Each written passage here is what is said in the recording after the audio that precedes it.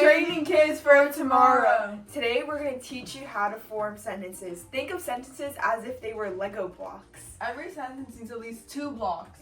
A who, subject, and what they do, a verb. Once you have those two, you can build more.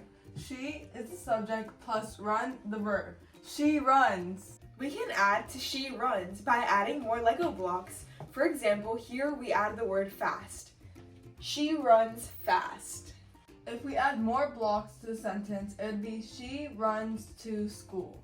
We can also substitute for the word school by catch a bus. So instead of school, we'd say she runs to catch the bus. Here are more sentences emphasizing subject and verb. Every sentence needs at least 2 blocks. A who, which is the subject, and a what they do, which is the verb.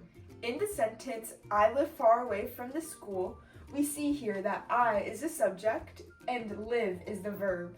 Again, let's review. I live far away from school.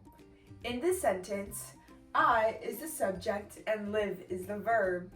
Now let's review this sentence. I forgot my homework. In this sentence, I is the subject and forgot is the verb. The next sentence is, Teacher, what time does class end? In this sentence, the subject is class, and as we can see here, does and end are both of the verbs. Now let's review these last 2 sentences. Can I sit here? In this sentence, can and sit are the verbs, and I is the subject. The next sentence is, can you help me please? The 2 verbs in this sentence are can and help, and the subject of the sentence is you. Both of these sentences, or all the sentences we see here, are things you could use in school and in real life. Here are some more sentences explaining subject and verb. For example, here we have, we eat lunch in the cafeteria at 12 o'clock. As we can see here, we is the subject and eat is a verb. Here's another sentence. She reads a book every night before going to sleep.